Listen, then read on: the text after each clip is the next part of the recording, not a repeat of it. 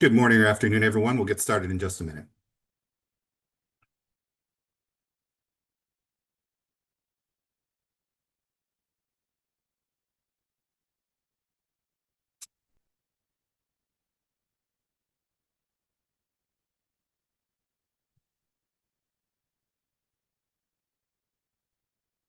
Okay.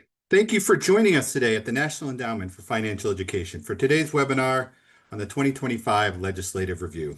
My name is Greg Morgan, Senior Manager of Communications. A few quick housekeeping items. All attendees will be on mute for the presentation, and we will have a question and answer session at the end. If you'd like to submit a question, please use the Q&A button, and we'll get to as many questions as we can. So somehow we are already into October, which means it is time to reflect on the work and outcomes that have happened throughout the year. Our annual legislative review has become a tentpole campaign at NEFE and within our field. It's a chance to synthesize how elected officials and policymakers, primarily at the state level, impacted change within financial education and what those changes mean. Today's webinar will be a discussion about the work done in 2025, from new policies to the ongoing process of implementing financial education curricula in schools across the country. To kick things off, I'm going to pass it over to NEFE's Managing Director of Policy and Advocacy, Taylor Stanek, for introductions and opening remarks. Thanks so much, Greg. Welcome, everybody. As Greg mentioned, my name is Taylor Stanek. I am the Managing Director of Policy and Advocacy here at the National Endowment for Financial Education. And for those of you who know NEFE, I'm a new face. I joined earlier this year, and I'm thrilled to be here. Before we dive into the substance of today's presentation, I want to take just a minute to frame and orient us all to what we're trying to accomplish in the next hour. Today is the first in a series of 3 webinars NEFE is hosting this month focused on K-12 financial education requirements. And as Greg mentioned, today's is a celebration of the progress we've made in 2025 and a snapshot of the state of affairs for K-12 financial education across the country. So as you leave today's session, we hope you walk away with a few things. First, we hope that you walk away with a refreshed appreciation, understanding of the importance, the value, the impact, and the benefit of offering financial education in the K-12 system. Second, we hope that you walk away today with an understanding of the state of play for financial education across the country, but not just the number of states that have enacted financial education graduation requirements, but also the themes, the trends, the analysis that we've done to understand what we're seeing as states debate these policies, enact them, in some cases reject them, so that we can all better understand how this conversation is playing out nationwide. And then we'll use the last few minutes of our presentation today to tee up our next 2 webinars, which are going to be focused on implementation. Because while today is an incredibly important day, we're thrilled to celebrate the success we've made and progress that's been made in 2025. We know that for all of these states, passing a bill is just the first step in a long process to actually implementing and delivering effective financial education for K-12. So that's a lot to cover in an hour. Fortunately, I don't have to do it alone. You don't have to listen to me the whole time. I've got 2 speakers joining me today. I'm really thrilled to have them both here. So first, we've got John Pelletier from the Champlain College Center for Financial Literacy. And we have Hunter Field, the Manager of Policy and Advocacy, who works with me here in NEFE. And really quick, I'd be remiss if I didn't mention our colleague, Emma Donahue. Now, Emma left NEFE a couple of months ago for a new opportunity, but before she departed, she was the lead and owner of our legislative tracking and analysis work. And a lot of the data, the insights that we're going to share with you today are directly a result of her work. Now, we want to move on really quick about NEFE. For those of you who don't know, NEFE is a private operating foundation based here in Denver, Colorado. And our mission is championing effective financial education. And we do that by funding and conducting research that contributes to the body of knowledge around financial education, exploring what works, what doesn't, who it's working for, who it's not. And that research underpins all of our work, and we disseminate that work through our arms of policy and advocacy, partnerships, thought leadership, and more. And what that looks like in practice is we spend our time advocating for effective financial education to policymakers at the federal, the state, and at the local level. We host convenings like our biannual Financial Education Innovation and Impact Summit, where we bring together various leaders in the field to help innovate and expand conversations around effective financial education. That's not the extent of our work, but those are some of the most relevant for today. And I should note, it's important to note that as a private operating foundation, NEFE cannot lobby on specific legislation. But we can and do provide lawmakers and other policymakers with the research, the data, and the analysis that they need to understand and enact effective financial education practices. And in the spirit of our legislative tracking work, while we'll dive into some of the insights today, if you have not yet checked out our full 2025 legislative review on NEFE's website, I encourage you to do so. It has an even richer set of insights and analysis and trends and themes beyond what we're going to share today, and is a valuable resource for folks both in states who've enacted these policies and for folks in states that are still considering these policies. Now, really quick, before we dive in, I'd like to toss it over to John to share a little bit more about his work at Champlain College. Yep. Thank you. Hi, I'm John Pelletier, the director of the Center for Financial Literacy at Champlain College. The center was created in 2010, and I'll just focus on, there's probably three things we're really known for, at least more nationally. We're known for our research and what I'll call advocacy research work. Very much like Taylor, we're a nonprofit. I can't advocate for any particular bill, but I can certainly give information. So beginning in 2013, we started doing a series of reports. We've done 5 of them. They're high school national report cards. And what we do is we look at the public policy of all of these states. And we'll talk a little bit about that in greater detail. But these reports, by giving each state a grade, has been very helpful, certainly with legislators. The other thing we do is we focus on training because, if you're lucky enough to have a mandate passed in a state, we need highly trained educators. And we think that's a critical need right now. We've got so many mandates. My big fear is we need more highly trained educators to make these implementations successful. And then thirdly, we interact an awful lot with the local, regional, and national press on this issue to just make sure it's getting visibility. So with that, Taylor, I'll turn it back to you. Thanks, John.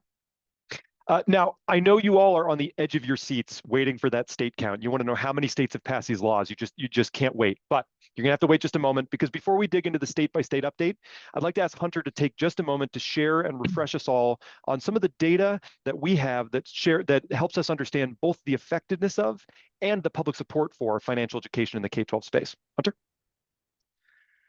Yeah, so today we have far more data and research on financial education, its impact, its efficacy than we did even just a decade ago.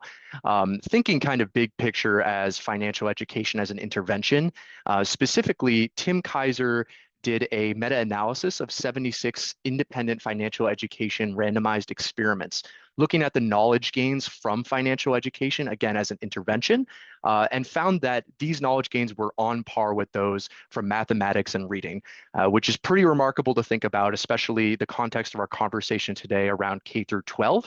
Mathematics and reading, of course, is so core to everything we do in K through 12, whereas financial education more and more is becoming that way, but has not been historically. We also have research thinking just around, again, K through 12 and high school as an intervention, the impact of financial education for graduating students. Carly Urban, who has been a leading researcher in this field, found research in states that had a requirement for financial education to graduate, that students had improved borrowing behaviors when it came to post-secondary financing. So they were opting for lower cost post-secondary financing rather than higher cost alternatives. And along similar lines, when it came to credit card usage, credit card delinquency rates were lower for students who had been impacted by this intervention in high school before graduating than their counterparts. But another really critical thing, I think, to highlight here when we're looking at data and research on these graduation requirements, we recognize that in states where there is not a graduation requirement, there is still financial education being offered in pockets in different districts across the state. However, we do have research that shows that this is not reaching every student across the state, right? It depends on the priorities and the resources of these districts. And so in states that do not have a graduation requirement, we know that Black and Hispanic students are less likely to take a personal finance course. And along similar lines, female students are less likely to take personal finance when it is not required than their male peers are. And so when we think about leveling the playing field and ensuring that we are expanding access to all students across a state, having a graduation requirement is key and reaching that final step and making sure that every student has this financial education. Now, in addition to this data and research, and there's much more of it, which I encourage you to get into, but NEFE has also been conducting polling over years now, nationally representative polls looking at sentiments and trends in how American adults think about financial education.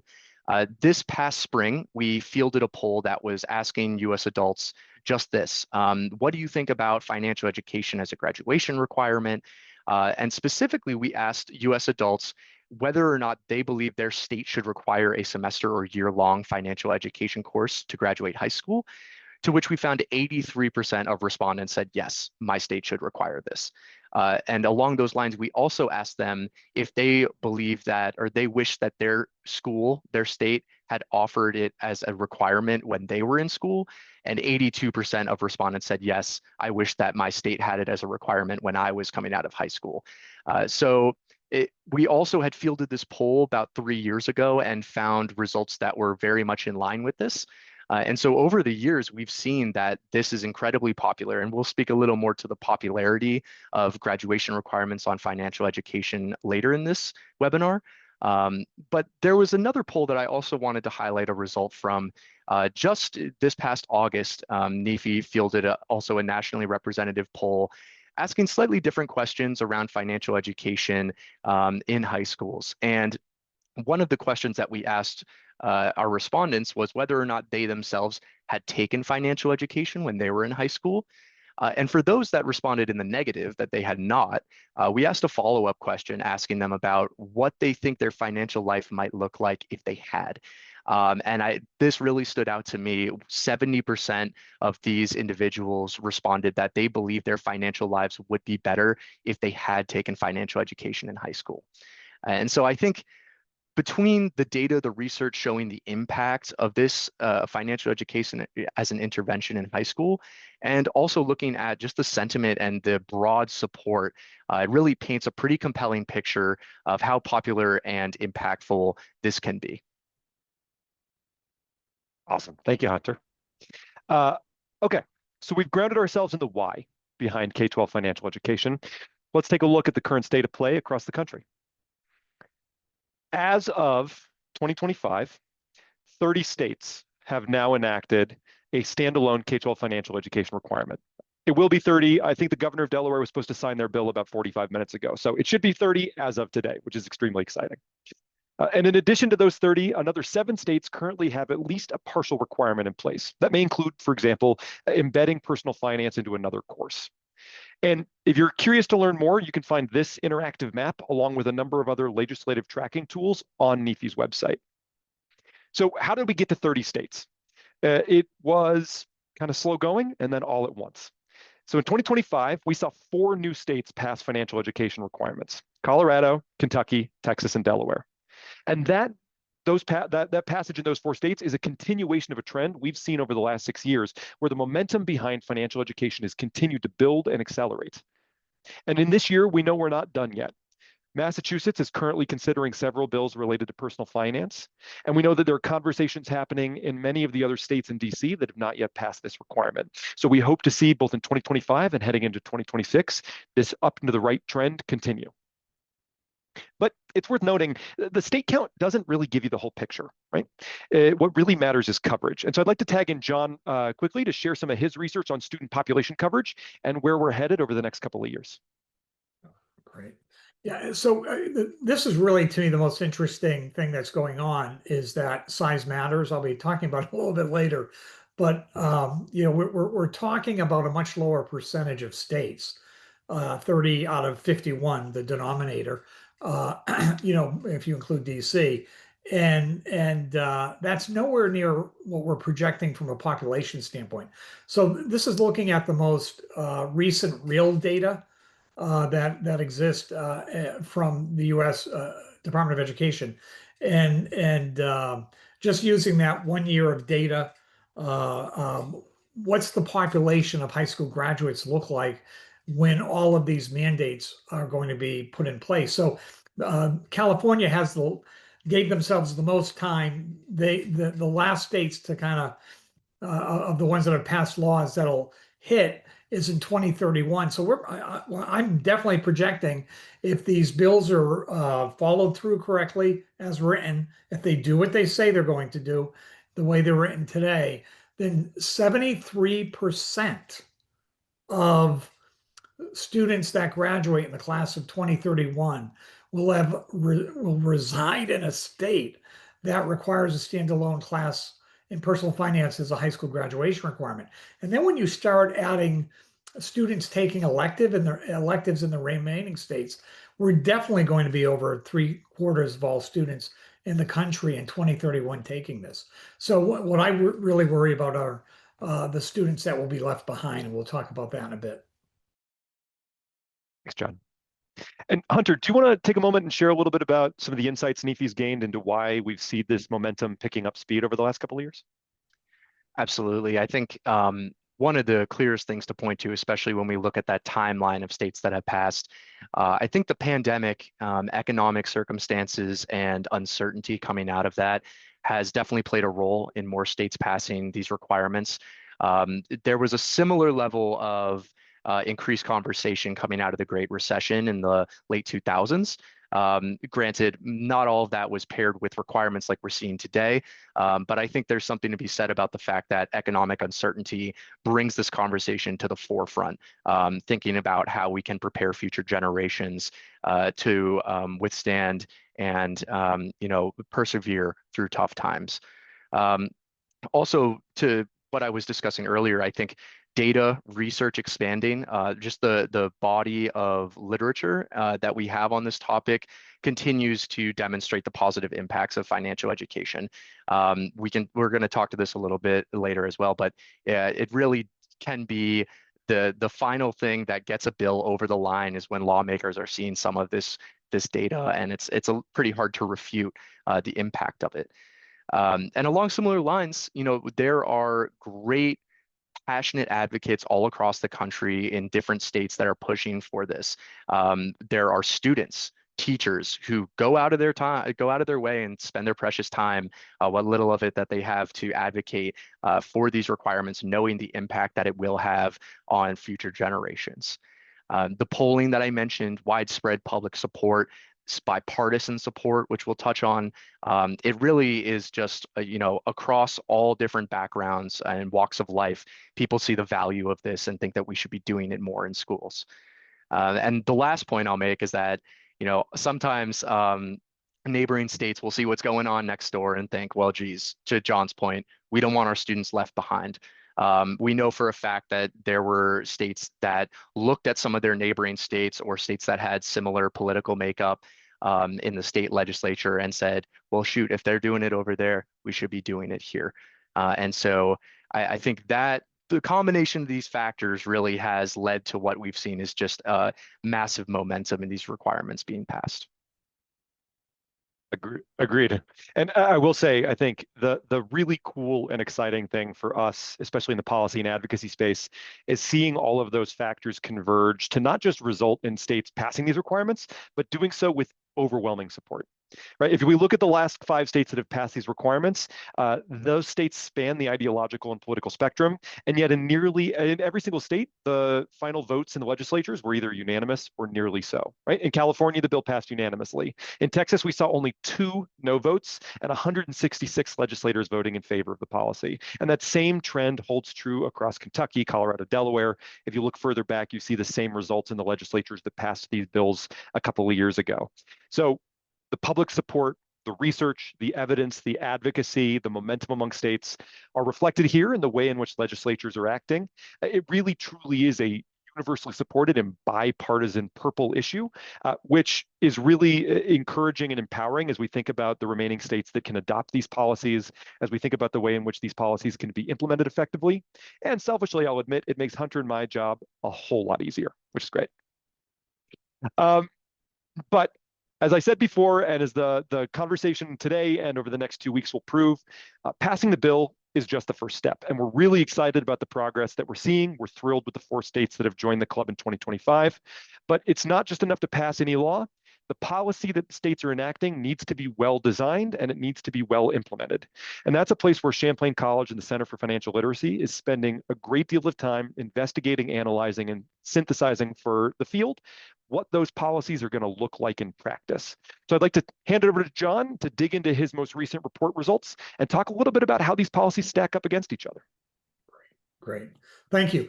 So the Center for Financial Literacy began giving grades to the states in 2013.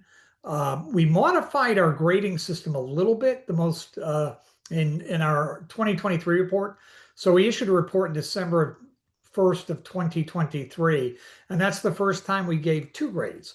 We gave a grade for the graduating class, the most recent graduating class. So in that case, that would have been the class of 2023, and then a projected grade, which might not change if there were no pending policy changes or legislation that had been passed that hadn't been fully implemented yet.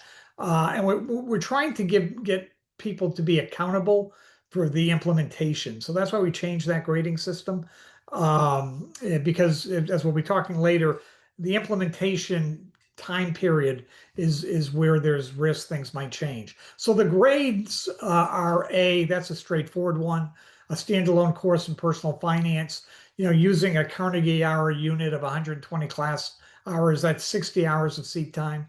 That's pretty substantive. A B would be a situation where a state requires a course be taught. Many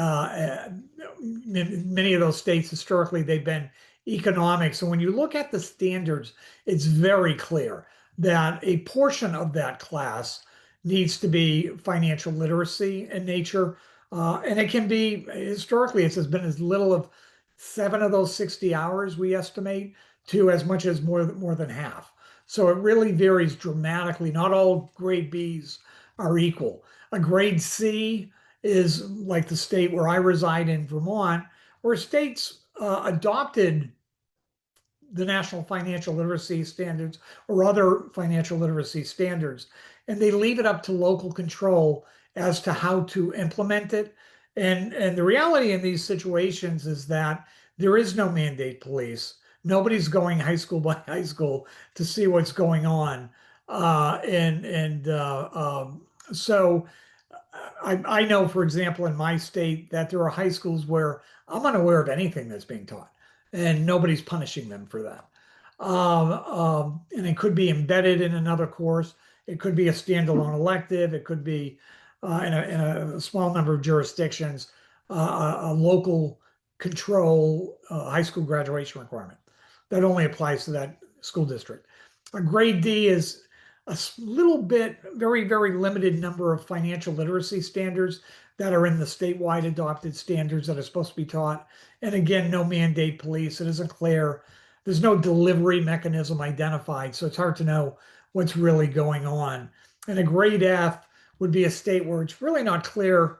When you look at the laws, it's basically silent on this. And I do want to talk about the most recent report. It's an interim report focusing just on grade A's that was issued in August of 2025. And that's the one that's pictured here where you state be left behind. So that's a lot smaller. Our bigger reports, because we have a 2-page fact sheet on every state, tends to be about 150 pages. This was a much smaller interim update. And we really wanted to get that out there because that 2023 report said 41% of states were going to have a standalone class requirement by 2028, which was 45% of the states, which was 41% of the population. And we're looking at, with Delaware, 59% of the states will have this requirement by 2031 and 73% of the population. And so you can see the breakdown here. Again, this is as of August. Even though we knew it was likely that the bill would be signed, it's not included there. So really what you would see is a flip. The 29 states in grade A should be 30, and Delaware was a grade C state. So that will drop to only 2 grade C states, as you'll see in a little bit. And when we started this report, like in 2015, 17, that grade B was the big category. It's not that big anymore. And so the trends since I've been doing this report have changed a lot. And just so you know, the reports are done. We're looking at state laws. We're looking at state regulations. We're looking at state standards. I can't do all of this research alone. We partner with some of the major law firms in the country, very large law firms who do this work with me pro bono. I'm a lawyer, and so that's for me. This kind of work is intuitive, and then I review all of that. So it's a time-consuming project, but we're looking at a lot of data to do these state fact sheets. Hunter, if you could, the next slide. So one of the things we're seeing, which I've never looked at the data this way before, my intuition as I was just going through it was, wow, the big states are really embracing this, either currently or prospectively. States like California hasn't implemented it yet, or Texas just passed it. But when you look at 2031, these are the top 10 states by population. Pretty direct correlation between population and the number of students in public high schools. And 80% of them, 8 out of 10, are going to be that kind of gold standard grade A state requiring a standalone class as a graduation requirement. The 2 of them are grade B states. So look at this, the top 10, not a single state, not one in the top 10 is lower than a B.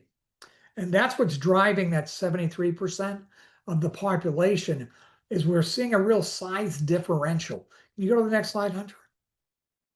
Here's a look at the 11 smallest states. Again, we haven't updated anything below grade A. So there's movement that I'm aware of already between the B, C, Ds, and Fs. And so I'm only using that report from 2023 that looks at a projected number going out to 2028 in this chart. But here are the 11 smallest states. And it's kind of interesting, right? Only 2 grade A states, New Hampshire and Rhode Island, both of them are in New England. 2 grade B states, North Dakota and Maine, another one in New England. And the rest of them are C's, D's and F's. Obviously, Delaware is changing, right? If this report were being done today, that would show them not as a grade C, but as a grade A. And if you go to the next slide, I just want to focus on that 2023 report. These are the C, D's, and F's. Look at that. So I want to draw you to the totals. These are 10 states representing 20% of the states in the US, but only 6% of the public high school population, right? So this is showing us, it's explaining why it's 59% of the states and 73% of the population. It's showing us that these smaller states, for some reason, are not the first ones to get on board this movement. And now that's going to drop. Delaware is going to drop off. There's things going on in Vermont right now that I'm involved with where it's possible something could happen there between now and July 1st of 2017. Hawaii, as we speak, I think earlier today there was a hearing, and their State Board of Education is looking at things that they might potentially do there that would, I think, move them from a D. I don't know if it would move them much above a C. The District of Columbia is involved in looking at certain items in this space as well that I haven't followed as closely as I'd like to, and we'll be doing research on it. But I wouldn't be surprised if they move out of here. There are some things that have gone on in South Dakota that may move them out as well. I wouldn't be shocked if Massachusetts, if they don't pass these bills Taylor was talking about earlier, is maybe the only grade F state. So I ask you to We literally just kicked off the state research in mid-September with a law firm I'm partnering with, and we will be issuing a report sometime in probably Q2 of 2026, which will be a full-blown update of our report card with state fact sheets for all 50 states in the District of Columbia. Taylor? Thanks, John. Perfect. So we have a good sense of where we stand, not only in terms of how many states have adopted these policies, but also how those policies stack up against each other, how they measure against what we would consider kind of best in class. And so the question is now, where do we go from here? Right? We have 20 states plus DC that are still waiting to adopt a K-12 graduation requirement. And we know at least 19 states are actively implementing their new laws. As John showed, we won't reach that 70+% of student coverage until at least 2031. And so we know that for NEFE, for Champlain College, and for the field as a whole, we have a ton of work left ahead of us to help ensure that every student in the United States has access to not only financial education, but effective financial education. So Hunter, if you want to know there, perfect. And so, as we think about how we want to support policymakers in the remaining states without a requirement, and those that have considered it and rejected it, or those that are still debating it, NEFE is going to continue to try to address some of the barriers that we see to these policies being enacted. So as we engage with officials and advocates in these states, we're going to continue to emphasize the research and data demonstrating the value of standalone full semester personal finance courses. As Hunter shared up top, the research continues to build on itself year over year, proving the value of offering these courses and offering them in the most effective and impactful format possible.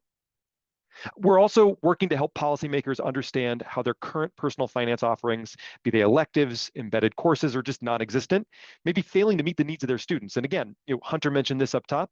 Research shows that when a financial education course is offered as an elective, students of color, female students are less likely to take advantage of it, creating inequity in access and meaning that a lot of students that need this vital knowledge are missing out on it. And we want to continue to help policymakers think through the implications of enacting their new requirement and how some of those logistical and funding hurdles might be overcome. And Hunter, before we move on to the next slide, I do just want to mention, we celebrate the 4 states in 2025 that passed these requirements. We know that there are conversations happening in many other states. We know Maine and North Dakota both considered bills this year, neither of which moved forward as full requirements, but instead were moved forward as partial requirements. We know New York is looking at graduation standards through their State Board of Education in the Regents and more of a regulatory move. Washington State is considering similar moves. So as we talk about this, obviously we've focused heavily on the legislative side of things, and NEFE stands ready and available to keep supporting legislators as we think through the implications of these policies.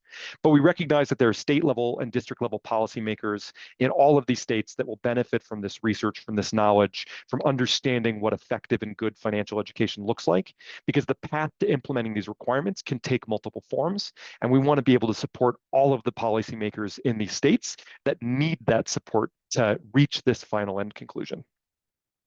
So with that, you want to jump to the next one?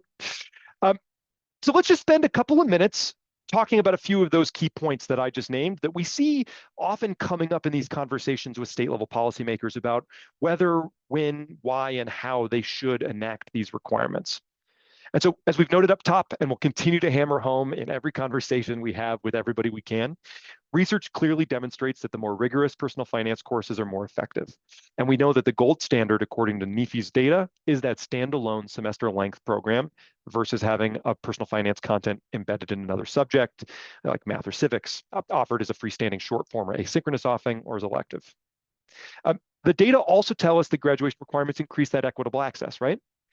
And we know that many states, as has been mentioned in this call so far, John mentioned he's policing his schools nearby in his own house. We know that many states that don't have a requirement or an elective, or even have standards implemented for personal finance, often see inaccurate or incomplete or less than full adoption and compliance with those requirements. A study out of Delaware this past year really highlighted some of those results, that absent a requirement, you'll see spotty implementation of personal finance courses across the state. We also have to name that one of the most common concerns that NEFE hears from policymakers, from educators, and from advocates as they consider these policies is the risk of a financial education graduation requirement becoming an unfunded mandate, right? And while we know that it takes work to takes resources, takes money to do this work correctly, the reality is it is much more cost effective to implement these programs than many folks might think. So recent research from Carly Urban, which was released last month and is available on NEFE's website, investigated the impact of implementing financial education requirements and found no impact to school or district budgets through student-teacher ratios, per pupil expenditures, or staffing. And teacher professional development, which we know is vital to the successful implementation of these resources, or excuse me, of these courses, can be offered for less than $500 per instructor. And many states have identified creative funding models that can provide that training to teachers for little to no cost. And it is just worth naming that even these modest investments pay dividends in the long run for students, for teachers, for the broader communities. And NEFE is continuing to conduct research into the return on investment for communities that implement these requirements. And we look forward to sharing more data with you all in the future that helps articulate the value everyone in the community gets when these requirements are effectively put into place. So, looking ahead, we know that supporting the states that implement these requirements is going to be critical. And I'd like to hand things over to Hunter to give you a little teaser and preview of our next 2 webinars in this series, which will be happening a week from today and 2 weeks from today. And we're going to dive more deeply into the challenges and opportunities states are going to face as they put these policies into practice. Hunter? So thinking about implementation, as Taylor mentioned, obviously such a critical part of ensuring that effective financial education is being rolled out into individual schools. Enacting a law, passing that bill is the first step that states take on this path. And from there, to the point about standards, typically this is where we see states focus first. It makes sense. Many states already have standards on the books. Some opt to revise them with the understanding that, okay, now we have a graduation requirement, and others will adopt standards for the first time. And then really the main part of implementation that gets a lot of focus is the putting it into operation. And so NEFE, we recognize that implementation is a huge challenge. It's something that we were hearing from researchers, from leaders across the country, just that there could be some more guidance on what to do when a state passes a new requirement. So NEFE set out, we did some discovery and we did research and put together a series of position papers focused on implementation. We settled on 4 key issues that were coming up repeatedly in all of our conversations: teacher training, which has already come up on this call, curriculum and resources, partnerships and collaboration, to Taylor's point about ensuring that we have the resources to roll this out as needed, and lastly, evaluation, which we have listed here as the 4th, and you could say final part of implementation, but really it's an ongoing process, recognizing that when you first complete implementation, there's going to be room for improvement. Even if you hit that B plus grade, or even an A grade, I would say with John's system, recognizing that there's always room for improvement. There might be some topics that teachers are not grasping as well in professional development. And so thinking about how we can shore up those areas of professional development just to further enhance our effective financial education. And so as Taylor mentioned, over the next 2 weeks, we are going to be having further webinars on this. I'll be joined by Beth Bean, our Senior Vice President of Research and Policy, as well as some special guests who are really focused on this work and are involved on the front lines doing the groundwork to help facilitate implementation in individual states and across the country. And so a week from today, October 16th, we'll have our first of these webinars focused on teacher training and curriculum. This one is a little more focused on classroom delivery. And so we'll be focusing on that aspect of it. And then our final webinar on Thursday, October 23rd, will be focused on partnerships and evaluation. This is thinking a little more from a systems level about resources, and then of course evaluation, which we really want to make sure that states and district leaders are thinking about how they might start to set the groundwork for evaluation years down the line once there's been a few years of a requirement in place. And I did want to highlight one thing on implementation here. This is a graphic from John's most recent report with Champlain College, showing the timeline of implementation for states. I wanted to highlight here specifically the states that have passed over the last few years and looking 2026 to 2031, how many states are going through implementation right now? This is a large portion of the 73% of students that John had mentioned. And so recognizing that over the next few years, just 26, 27, 28, all these states will be kind of rounding out their implementation and moving into what we hope will be an evaluation portion of their implementation efforts. And so this is an area where NEFE and many of our partners are focused on providing support, providing this research that we've discussed, as well as more research, and doing everything we can to ensure that states and districts and individual schools have what they need to provide this effective financial education. Thanks, Hunter. Awesome. Well, that, I think, concludes our kind of formal portion of the presentation. I hope folks found it engaging. While I make a pitch for you all to access some resources, remember the Q&A feature on Zoom is turned on, so feel free to drop your questions for the panelists and speakers in there. But I want to just reemphasize that throughout this presentation, John, Hunter, and I have been citing tons of research and numerous resources that can be helpful for folks advocating for these policies in states that have not yet adopted them, as well as educators and policymakers who are looking to figure out how to implement the requirements that have now been passed. So I would strongly encourage you to pull out that phone, scan these QR codes, and access those resources on both NEFE's website and the Champlain College website. And don't hesitate to reach out to Hunter, to John, to myself, if we can be of any use, if we can be of any kind of assistance. And please, please, please do consider registering for next week's webinar. As Hunter mentioned, John is just the first of a number of glamorous guests we're going to have, and I wouldn't want you to miss the opportunity to hear from folks out in the field doing this work. Now, we've got just about a little shy of 15 minutes left on our slated time, and I want to make sure we leave some space for questions. So, Greg, I know you've been helping keep track of questions in the chat, and I know Hunter and I have been keeping an eye on it too. Do we have a couple that we want to start with?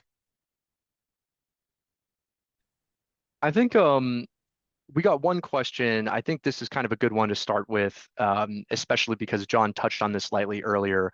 The question was asking how we might expect movement in grades up or down as states implement these policies. And so, John, any thoughts on that one?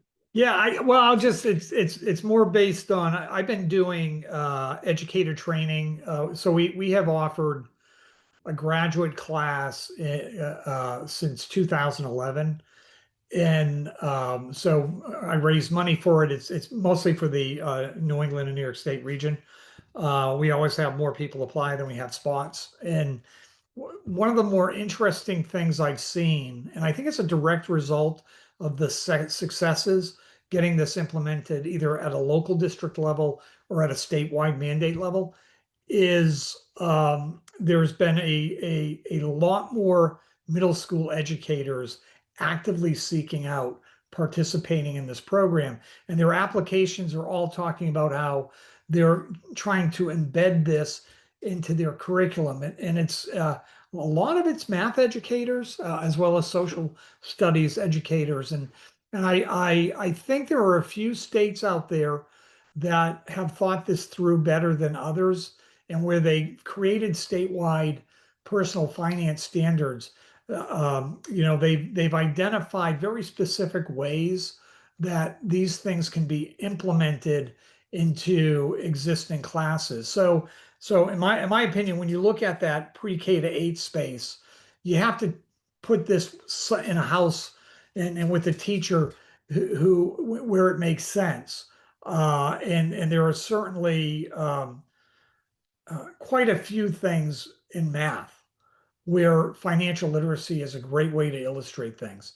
And then that becomes, I mean, we all did it probably as kids, right? I remember being taught how to count money, right? How much how to break up how many quarters were in a dollar and things of that nature. That was financial literacy. I don't think we called it that at the time.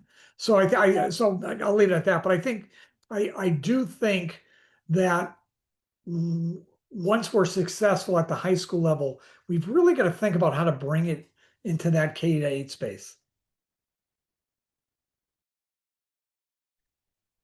We got another question in the Q&A asking how I assume this is for both NEFE and for you, John, and Champlain. How are you using social media to inform the public and interested parties about new research? I know Taylor wants to go first, or I No, mean, no, take it, John, please. yeah, no, I mean, I'll be honest. I'm a troglodyte, right? I'm almost 62. I've got the center has an X account, and I mean, whenever we have research, we do, the college does push it out, and I have a LinkedIn account, and so we do push it out. One of the things that I just did that we're pushing out through social media right now, but frankly, a lot of emails to school board members, superintendents, principals, things of that nature. We actually did a film, an advocacy film on the state of financial literacy in Vermont schools today. It took us about a year. We interviewed, I think, 35 people appear in that film, many of them educators, many of them students or graduates from schools that locally mandated it. And we're just trying to create an awareness of, that Vermont's lagging the rest of the country in this area. And that's, so I really think whether it's social media or some other method, how do you get the attention of the public on this issue? How do you get the attention of school board members? How do you get the attention of administrators, legislators, policymakers? And so I'm kind of in all of the above. Whatever's going to work in a particular state, that's what you need to do. And my view is, and the whole reason I do these reports, one of the main things I want out of it is media coverage. Media matters. You've got to get into the media and in the broad sense, social media. So anything you can do to make this more powerful and get people listening, looking at it, just do it. Yeah, no, agreed, John. And I think from the NEFE side, if you're not already connected to us on LinkedIn, you should be. If you're not already following us on Instagram, please follow us on Instagram. I think we are working to continue to evolve our social media strategy. And we're not just looking to do that to promote NEFE's internal work. We're also looking to share with the field research from external folks, John, Carly Urban, others.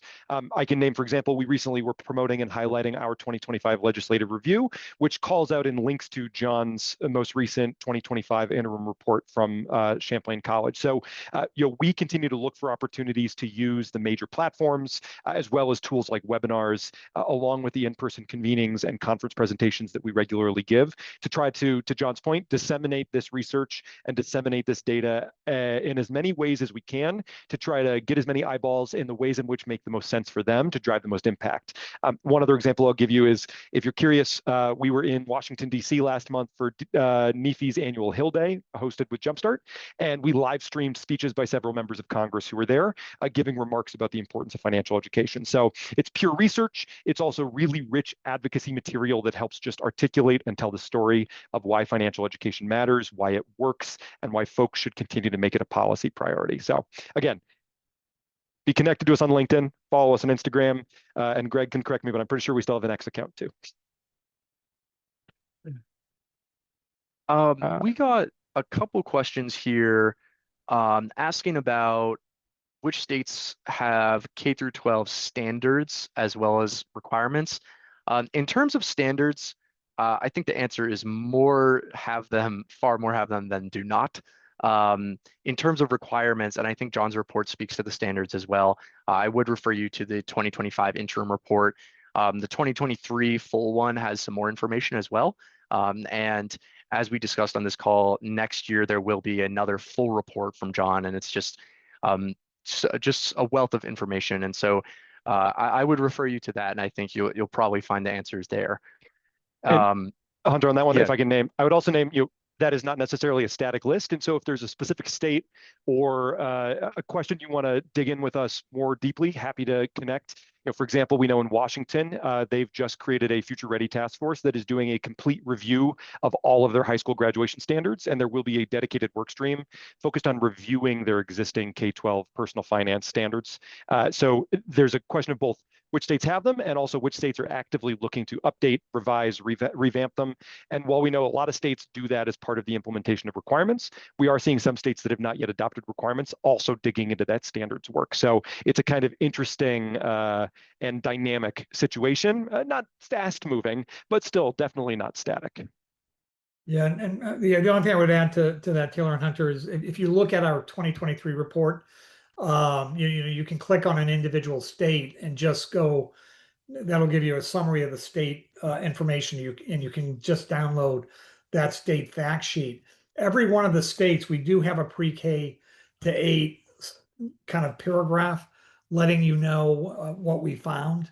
And we have a little summary in the 2023 report. And it's there are a few states that are definitely doing much more in the pre-K to 8 states than others, and are really quite impressive. So more and more is being done in that space.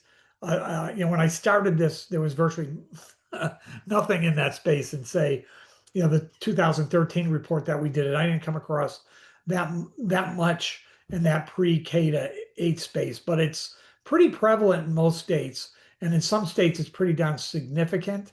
One state that comes to mind just off the top of my head is New Jersey. Literally has a law that says this has to be taught in middle school. Last plug, then we can go on to the next question, is for folks who haven't seen them, Jumpstart and NEFE and CEE and a number of groups a couple of years back collaborated on developing a national set of personal finance standards that span K-12, so elementary, middle, and high school. And so in addition to thinking about that state-by-state level adoption, if you're curious about what kind of the broad best practice in terms of K-12 sequenced and stacked standards look like, I would encourage you to check those national standards out, and we're happy to help connect those to you if you need help. So another question that we got here, let me see. This is asking about the legislation itself, that is these bills that are being passed in states on graduation requirements. I think also both teams can speak to this, but I think I'll kick it to Taylor first on this one.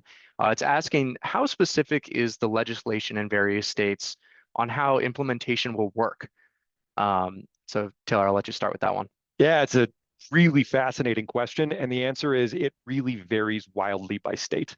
And I think that that's a reflection of the individual state dynamics in terms of how they manage their education systems, how the sponsor of these bills navigated these conversations. So, from the lightest of lightweight ends, Colorado's bill didn't even provide a firm implementation date, but the Colorado Department of Education has been working to help provide districts with that implementation guidance. That's reflected in John's report. Other states are much more strict about the years in which these need to take effect. Some states go so far as to dictate which subject areas they should be taught with, right? This will live in your civics department, or this will live in your math department. And others, and some states also include financial resources, appropriate funds along with these. Others leave it to the districts and the state board or Department of Education to figure it out. So I think what's really interesting and why we want to continue to build and maintain an intensive focus on supporting implementation in all 19 states that are doing this work is that even the most prescriptive of legislation is not dictating exact standards. It's not dictating exact best practices, but it may be dictating things like implementation timelines. And for some states, those details are being left entirely to the state departments of ed and to the districts. And we want to be a resource helping them not only think about what's the bare minimum we can do to comply with this requirement, but what is the approach we can take that will maximize the impact and effectiveness of these courses and of these programs as we put them into place. I don't know, John, if you have anything else you'd want to offer on that one. Yeah, no, it really does vary, but it's pretty common that if somebody if legislation is created, they might like identify broad categories of topics, but they're not going to the level of creating very detailed standards. So somebody is given the responsibility of determining what those education standards are for the standalone class that's required, and that's usually the agency of education. And in many states, there's a board of education who needs to approve what the agency is recommending through a rulemaking process. So yeah, the devil's in the details. Sometimes you'll see language that is either very specific as to what types of educators can teach the course, or other legislation might say, I'll leave that to the Agency of Education, the state board, to create regulations around that. So it's really all over the place. And you might also very rarely see regulations, rather legislation language about there being some sort of summative test that may, and I can't think of one that's high stakes necessarily, but just we want to measure what we're doing and evaluate what we're doing. So yeah, the language can be incredibly short and somewhat vague, and still get you across the finish line with a great product. And one last thought, and then I know we probably have time for one or two more. I think one of the interesting things Hunter named that fits into the longer tail of implementation beyond that first tranche of students is that evaluation and iterative improvement for states that have adopted these policies. I think a really useful case study is Utah, which was one of the first states to adopt a financial education graduation requirement. And in the subsequent 20 years since they adopted that requirement, the legislature has come back and passed additional legislation mandating that teachers actually receive a certification to teach those courses. They've adopted additional requirements around student level evaluation so that they can actually measure learning outcomes. And so I think, to John's point, the legislation for these initial requirements is often very broad, but we know and believe that as states continue to invest in this and see what works, that there will be opportunities either through legislation, through regulatory action, through guidance to districts, to continue to refine these approaches to make sure that we are taking advantage of what's working well and addressing gaps where the requirement may not be delivering what we would hope for students. Hunter, I think we probably have like one. What do you think? One more? I think we have time for one more, and we actually got one that I think is a good one to wrap on here. The question's asking, it says credit unions nationwide typically present these topics to K through 12. The question is, are we collaborating with the state credit union leagues? And I think I'll throw this one to Taylor first. I think you might have a couple thoughts here. Yeah, no, I love this question. I think it is extremely relevant to thinking about that question of how do you creatively and cost effectively deliver professional development to teachers, and how do you support delivery of instruction in the classroom. I think credit unions are an important partner at the state and local level for a lot of this work. We also know groups like certified financial planners tend to also be really present in this work. And what we know is that a lot of the work either for professional development or for classroom support is happening at the state or district or individual community and school level. And groups like Jumpstart, like CEE and others are often in their regional areas connecting with their local credit unions, connecting with their local groups to figure out how to leverage those resources more effectively. And there's a group that NEFE is a part of called FinEd 50. It includes the Council for Economic Education, Visa, and a number of others. And that group is one of many thinking at the national level of how we not only plug local credit unions, local CFP groups, and others in, but how we think about engaging the national umbrella organizations and state chapters of those groups so that we are really connecting the dots to ensure that you're both leveraging those resources in the communities really effectively and leveraging community-based resources that can best address the needs of those specific students, right? And that's part of why there's such value in thinking about this at the local and community level. And I think this question, to Hunter's point, and he teased it really well, is a great example of some of the creative problem solving and some of the really collaborative solutions that states and districts are implementing to fulfill these requirements, and that speak to the way in which implementation can be a field-wide collaborative effort to ensure success. It's not simply, hey, district, go figure it out. So I don't know, John, in the last 60 seconds, if you had anything else to add on the credit union piece. I think the only thing I would add to that is, I mean, look, credit unions make a lot of sense. They're nonprofits. This is part of their kind of DNA. They're supposed to help the community. They love getting involved in this, and a lot of them do these credit fairs, which are phenomenal. Well, they'll come to your school and you search credit fairs. If you don't know what they are, they're great, and your local credit union may do it. The other we didn't talk about is just banks, right? If you're a bank, a national bank, if your regulator is the OCC, the FDIC, or the Fed, you're subject to the Community Reinvestment Act, the CRA. And CRA, one of the things, it has a laundry list of things you're supposed to be doing with your profits to help communities, but one of them is financial literacy. So banks are a great partner, whether they be a state bank, a national bank, whatever it may be, and credit unions. They're kind of natural advocates, and there's someone who might have money that they can give you. A lot of these banks will give you 2,500 to do something in your school. So don't be afraid to call your bankers. Great idea, Perfect. John. Gentlemen, I hate to cut Yep. this Thank you, conversation Greg. You beat me short, to it. but thank you, Taylor, Hunter, and John. We are up at the hour, and I want to thank everyone else for joining today as an attendee. We will be sending a recording of this webinar to everyone who registered. This was, as we mentioned earlier, the first of 3 webinars we will be hosting in October. The next one will be next Thursday, October 16th, and I encourage you to visit nefe.org to register, as well as watch previous webinars that we have hosted. I also invite you to follow us on social media. Taylor mentioned a bunch of them, but I'm going to list a few more. You can find us on X, LinkedIn, Facebook, Medium, YouTube, and Instagram. Thank you once again, and have a great rest of day.